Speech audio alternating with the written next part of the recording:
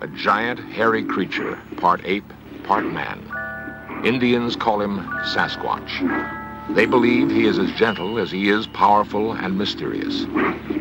He's been seen many times in the rugged mountains and deep woods of the Pacific Northwest. The encounters have not always been peaceful.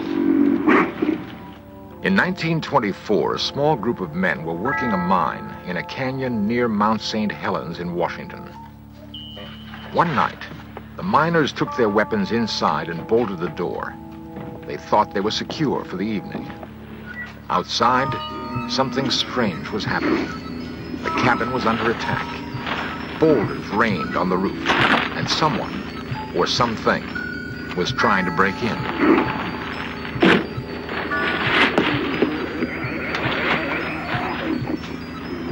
The miners later described their attackers as large, hairy apes.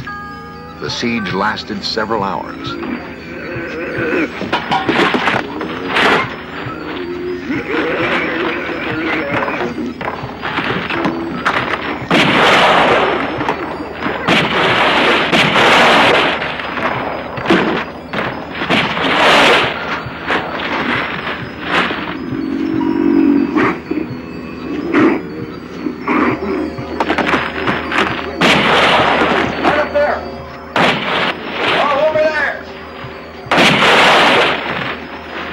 Miners escaped injury that night. The area now known as Ape Canyon is one of the many places in the Northwest where man continues his hunt for this elusive creature we call Bigfoot.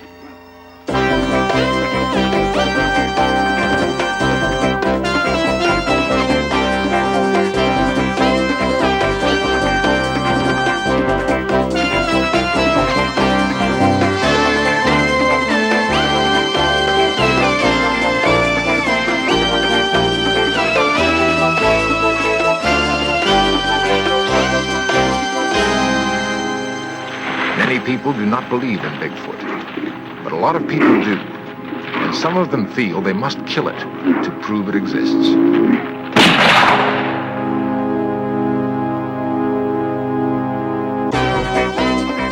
This series presents information based in part on theory and conjecture.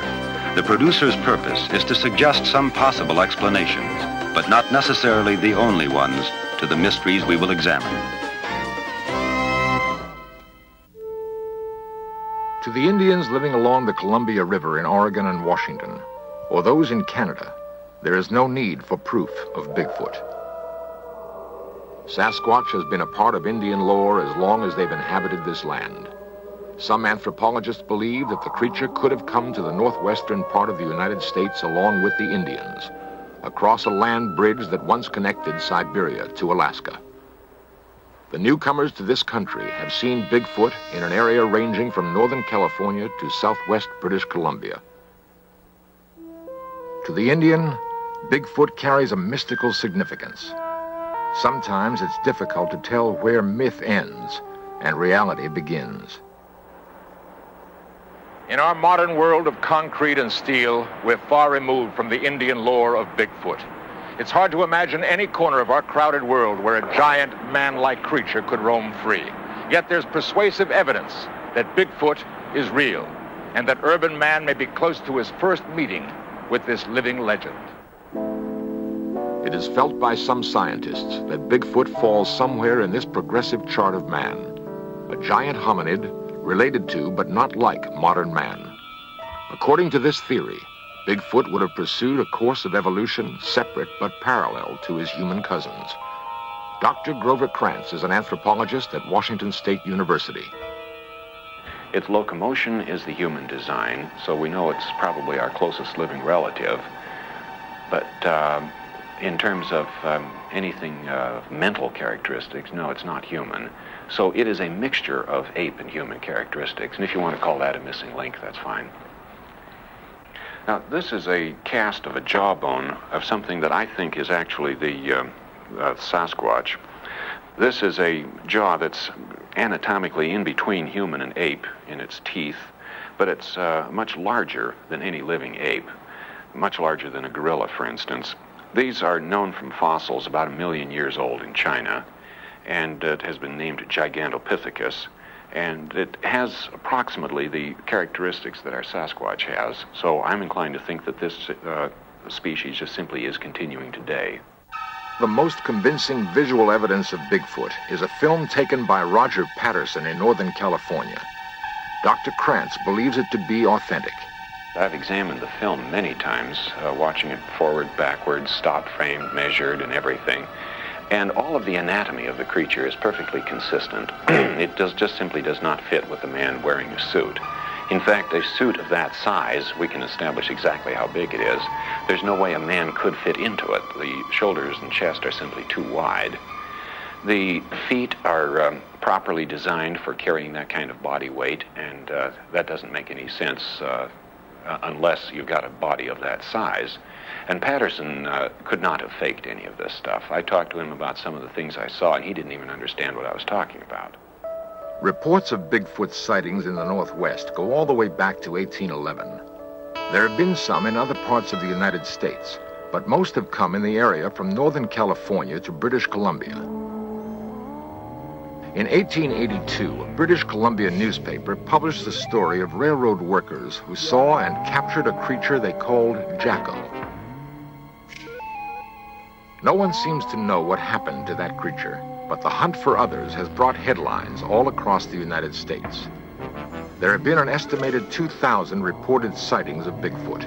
Half of those are considered fakes. The other half are very real, especially to those who live in this rugged country and who've seen with their very own eyes, seen something strange and sometimes frightening. I'd been down to my folks's, and Cindy was with me, and we decided it time to go home, and so we left. And Louis Alway and his daughter Cindy of Stevenson, Washington, returning home one night from visiting his parents, came across something they'd never seen before. It was about 10:30, 11 o'clock at night, and Cindy was sleeping on the floor, on the seat. I come around the corner there, and there it was. It looked to me like he had just come over the top of the guardrail there. I woke her up and she got to see it just before it ran into brush. And at first I thought it was a bear, but when it took off across the road on its hind legs, I just couldn't believe it. I hunt and I fish and I see a lot of game all the time, and it looked like something that I'd never saw before. 3 or 4 years ago, we received a call in the late part of the fall. The people who own this cabin back here said they'd found some tracks of what they thought was a large animal. And we came out and investigated that. Back here by the tree, we found several tracks that were real large, way larger than a human. I sure wonder about it. Sheriff William Klausner of Skamania County in Washington has investigated tracks and talked with eyewitnesses. He's seen too much to be totally skeptical.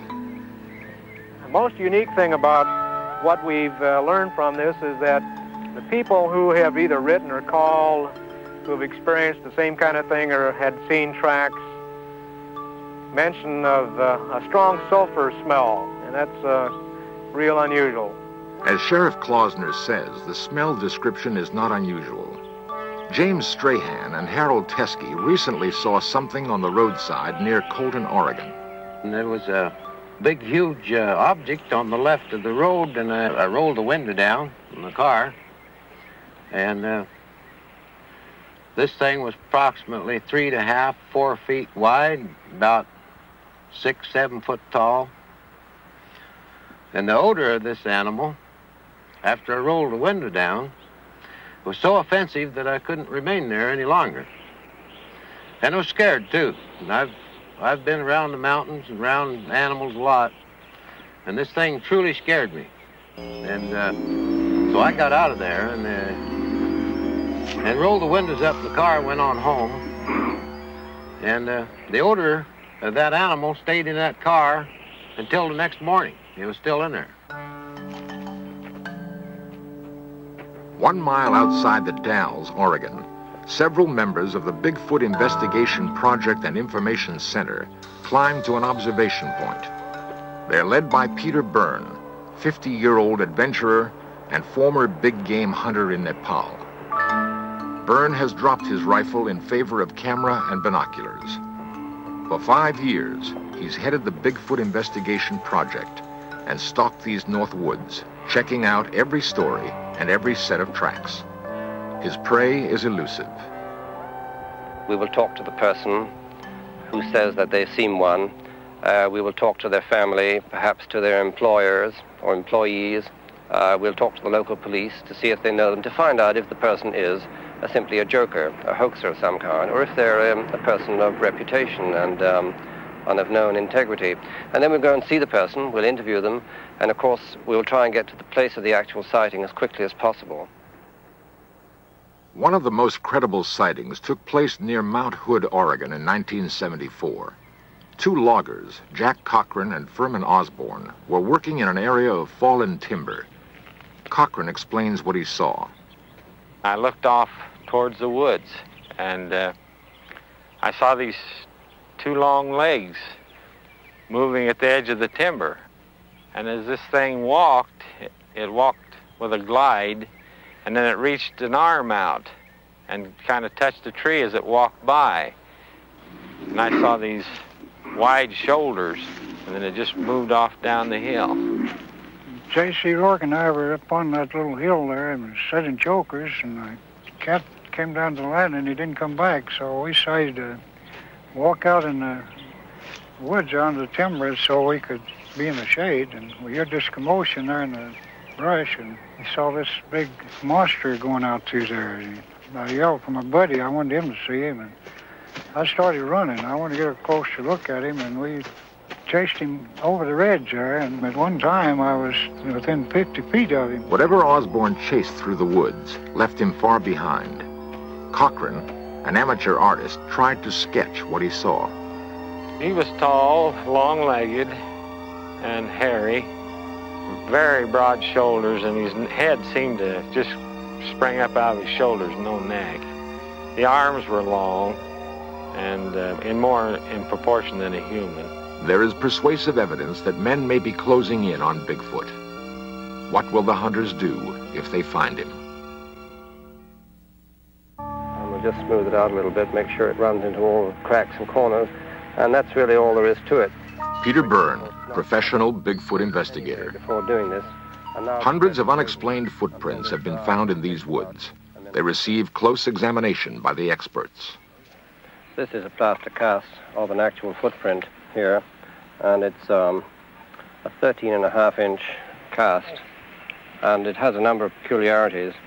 One is the normal bulge behind the big toe, or the hallux, and then there's a second bulge, and this is peculiar to all of the footprints that we have seen. Nobody really knows what causes this second bulge. Perhaps it's a muscle of some kind to support the enormous weight. This is a cast of an individual that's very obviously crippled, and I studied this at some length and found these 2 bulges on the outside of the foot. Anatomically, they have to correspond to a couple of gaps in the bones on the foot themselves. And the bulges in a normal human foot expanded to this size would have been here, but they're shifted forward. Well, anatomically, this means that the ankle weight is shifted somewhat forward. It's not just a gigantic human foot. It's the leverage has been redesigned. And this happens to be redesigned just exactly the way it would have to be for a 800-pound animal. So if the idea of that this was faked by somebody isn't quite so simple. If it was faked, it was done by a human anatomist who was a real genius, and he had to have laid out thousands of these fakes all over the place, and that just simply becomes impossible. Among the fakery that we have seen is a piece of film made in 1970 by a man in northern Washington. At first, it looked very good. It was a man in a fur suit, of course. The particular man tried to sell it to us for $25,000. And he told us that the creature in this movie was 8 foot 6 inches in height. But when we found the area, we were able to do our own measurements, and we saw that the creature in the fur suit, or the man in the fur suit, was a little under 6 feet in height. This is, I think, is a good example of the kind of fakery that we have encountered through the years. Throughout the Northwest, there are hundreds of men hunting for Bigfoot. Don Peterson, Jack Sullivan, and James Huskin have searched for several years. They believe the hunt will end with a bullet. Oh, I think eventually somebody's going to bring one in. It's the only way. Pictures aren't going to be enough because there's been film taken of one of these creatures anyway, and it's in dispute. Like Jim said, if we take a bunch of pictures, they're going to be under dispute, and if you can shoot one animal, you might be able to save the rest of them from everybody else from shooting them too. And that sets up a conflict among Bigfoot hunters. Does it have to be killed to prove it exists? Through the centuries, the mighty Columbia River separating Washington and Oregon has cut a deep gorge on its way to the Pacific Ocean. It is a big, rugged, beautiful land where man holds a deep respect for nature. In Stevenson, Washington, they passed an ordinance setting a $10,000 fine or 5 years in jail for killing a Bigfoot. The people living in this country have a special relationship to the woods. They depend on the land for their survival. They may not totally believe in Bigfoot, but they believe in the possibility. And they don't want it killed, at least not in their county. District Attorney Robert Leake. We didn't feel that if there was such an animal, that the animal had ever harmed anybody or that it had done anything to deserve to be shot or captured. We need a piece of the body. Nothing else will be accepted. I think that there are many other ways of proving the existence of something other than killing that particular thing that you're trying to prove exists.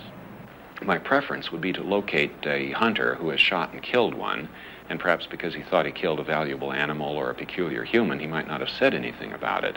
But if he would come forward, perhaps we could examine the place where he killed it, and we might find a few bones, and then the whole thing is settled right there. If we don't find such an old kill, then the only alternative remaining is to kill one now. And grisly as that sounds, I think that is probably what we'll have to do. I would strongly urge the doctor to reconsider that, especially if he thinks he's going to do it in this county, because we would enforce the ordinance. Why add more controversy to something that's already controversial? Although what we have to have is a specimen for scientific identification. I think it would be morally wrong. I see no reason. In fact, I talked to a small boy, a schoolboy recently, and he said some people say shoot one to prove that they're there. And then he said, supposing the one they shoot is the last one. Well, my answer to that is if they become extinct, so what? If they're not proven, it doesn't make any difference. We have a lot of animals that became extinct in the past, and there's nothing we can do about it. And if this animal remains unaccepted, who cares if it becomes extinct? They're obviously rare. There are not very many of them. And as we see them, they could be a hominid form. It could be a man. To shoot one would be totally wrong. And we are totally opposed to this philosophy. While men ponder the dilemma, to kill or not to kill, many Indians wonder why this preoccupation with proving Bigfoot exists. To the Indian, there is no doubt. Many, like Mrs. Joe Washington, see the hunt for Bigfoot just another intrusion into their sacred past. You'll never be able to, you might say, civilize him like the white man done to us. He's somebody that belongs in the area that he chooses to live in. And if someone did bring him down,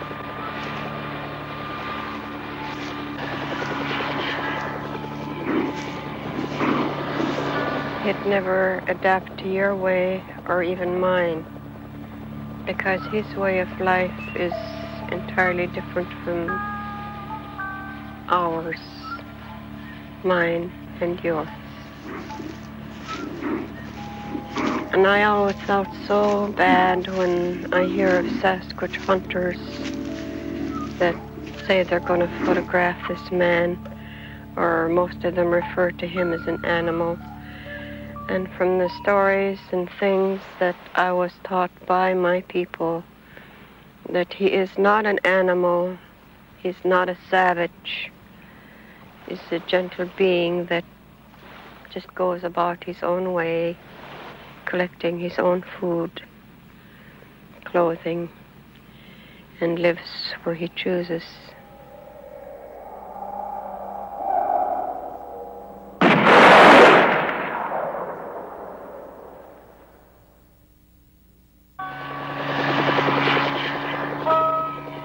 Man, with his ingenuity and machinery, continues to stalk this creature. A creature described by the Indians as a gentle being, wanting to live in peace in his own habitat.